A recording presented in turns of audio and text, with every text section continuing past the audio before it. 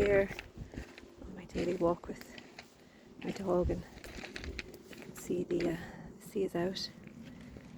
I was trying for luck, but I was here 2 days ago with the little dog, and it was such a different scene. The tide was in, it was high, it was rough, it was really windy, and even the dog knew not to put even his paws into the water. There were stones being tossed up, all the seaweed was tossed up, but it was beautiful. It was really beautiful, and the wind just took you, and you knew you were being cleansed and cleared. And I had a beautiful sitting, just letting the wind talk and the sea talk. The beautiful oyster catchers and different birds there. I had a beautiful meditation in the wind, just listening. And then today I arrived, and the landscape has just changed so much. The sea is out, the loch is out, the tide is low, and what's revealed are what can almost look like a barren landscape when you first look out, like a rocky outcrop where no life lives, and then you just spend some time and you realise that storm brought with it such an abundance of life, so many gifts. It brought with it food for the birds and for the waders. I found sea glass, beautiful shells, and as you look down and around, you see all the different ecosystems that have been created as the tide goes out, that all support so many different life forms. And it got me thinking that it's like an analogy for the storms that we weather in our life. When they come in, they're tumultuous. You can stand in awe sometimes and wonder how maybe you'll get through this one. And they can be scary, waves of emotion, and you can find no way out sometimes, and you can feel hemmed in by the walls of emotion, the walls of water. But when you know how to sit quietly and observe, to read your field and understand that everything has its cycle, everything has a beginning and everything has an end, that you can weather any storm and that you will come out the other side of it.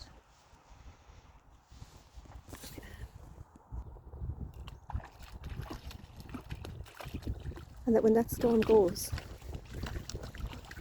and when it ends, what's revealed are so many little gifts, if you know where to look. So much beauty, so much life, and so much clarity can be yours if you just know how to weather the storm, basically, and how to trust in the cycles, how to trust in the cycles of your life, how to trust in the cycles of the earth.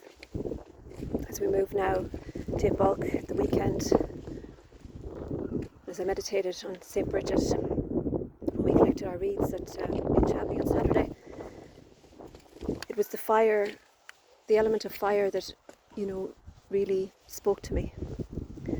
And it's the burning away of the old to make way for the new. And we see this on every scale and on every level within our own lives, within the lives of others, within the life of our planet and the life of the cosmos. Everything is dying just to be brought back again renewed. And we must allow for that. We must allow for the death process to take what it needs to take.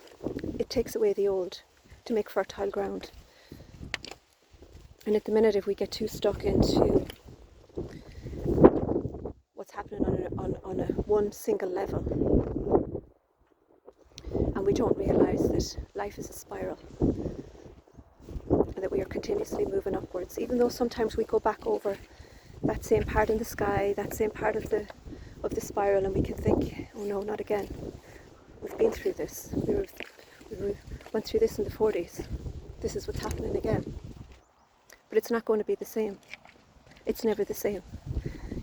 If you're on this journey, you'll know what I'm talking about. If you're going through a process, the mother wound, the father wound, masculine wound, whatever that seems, whatever way that shows up in your life, there are many different aspects to these, but they can come back around again, and you can be almost annoyed at yourself and, oh God, I thought I'd done this. I thought I'd done this work. I've been doing this work for 10 years. How can this be back again? And then you realise that it's hit a different spot. It's highlighted a different area. It's brought new gifts. It's made you love that part of yourself even deeper, or that part of that other person that hurt you even deeper. But we have to make room for these cycles. When we are closed off, when we live in fear mentality, that this is the end and everything's up in flames, and we constrict ourselves, because fear is a constrictive energy. It's a really constrictive, you can feel it. What do we say? Oh, we've got a knot in our stomach. So what we need to do is to release that fear in whatever way we can.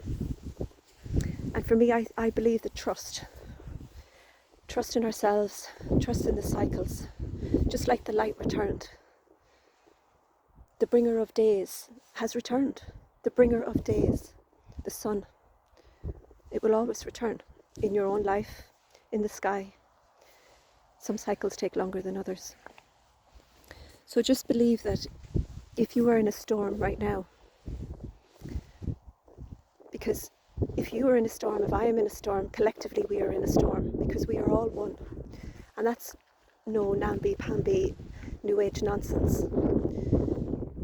We are one, and we are all connected. And so what you suffer, I suffer, and vice versa. Sometimes it looks like, that person's getting away with it. How come their life is amazing? How come this is going back again in me? It's not for us to judge what's happening in other people's lives, in other people's countries. What happens has to happen in the privacy of your own heart, in the sanctity of your own heart. And there is where you have to build trust. Trust that this cycle will end, that a new beginning is coming, and to release that fear. Use various tools to do that. Educate yourself around the cycles, maybe first of all of the seasons. We're all very familiar with the cycles of the seasons. I just want to show you these cards. All the little footprints of the oyster catchers. So, educate yourself on the cycles. As women, we're fully aware of our monthly cycle. We know that when we bleed, it's not going to last. We know that it'll pass. And we know that if we sit down and journal and go deep with the thoughts that are coming up and the emotions that are coming up, we know that it has gifts for us. We know that without our cycle, our monthly cycle, we wouldn't be able to have children, who are obviously the biggest gift to the planet, and especially the children that are coming in at the moment, because they're so special. They're so special. They won't be told what to do. They won't be indoctrinated. You can try. You can call it ADHD. Give it an alphabet if you want. But these children that are coming in now, they're different. They're going to help to save this world. So that's another story. There we have even more. So beautiful sea glass. The storm always reveals its gifts. So educate yourself on the cycles of life, the cycles of the moon, the cycles of the seasons. If you want to go to the cycles of the planets, because at the moment we're not just moving out of the darkness and into the light, and rejoice in that light that is is coming back within ourselves. You know, that weighted blanket that we've been under, that protective kind of cloak that we've been wearing all winter. It revealed a lot to us, you know. Yeah, it revealed a lot to me. A lot. So yeah, educate yourself on the cycles, the moon cycles, as a woman your own cycle, and how we can work with the cycles. And realise that this too will end. This too will end. And in all chaos, there is order. In all chaos, there is order. And what is happening in the world at the moment, my friend Julia put a good word to it, was circuit breaker. And this is what this is. It's a circuit breaker. Because the world, just like the video I posted 3 years ago, the world cannot sustain us anymore in the way that we're going. Things have to change.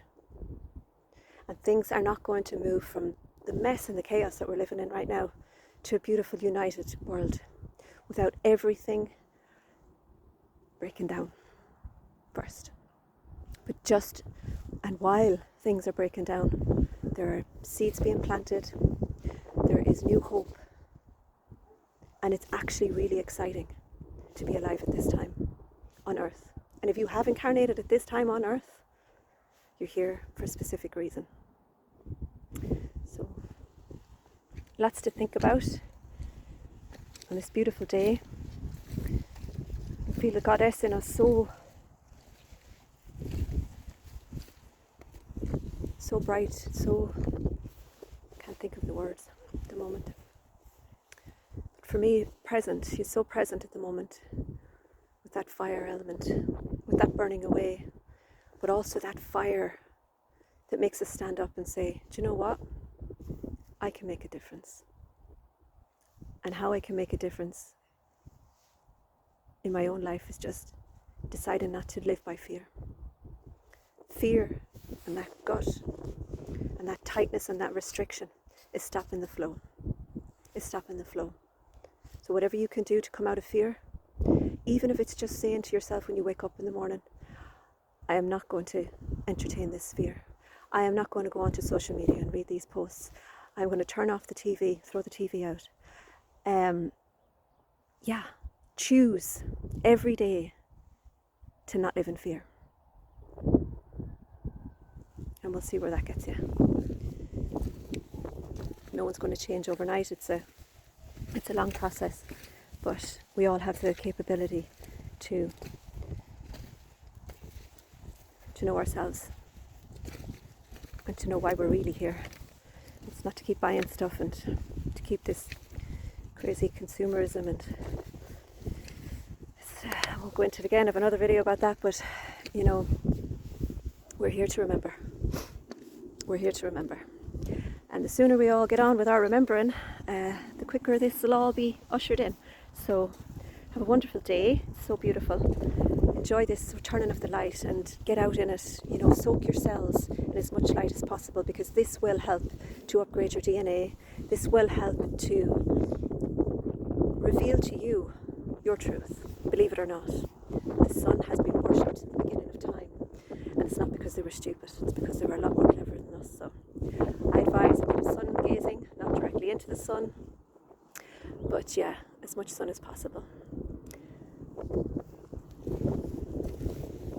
Have a wonderful rest of the week,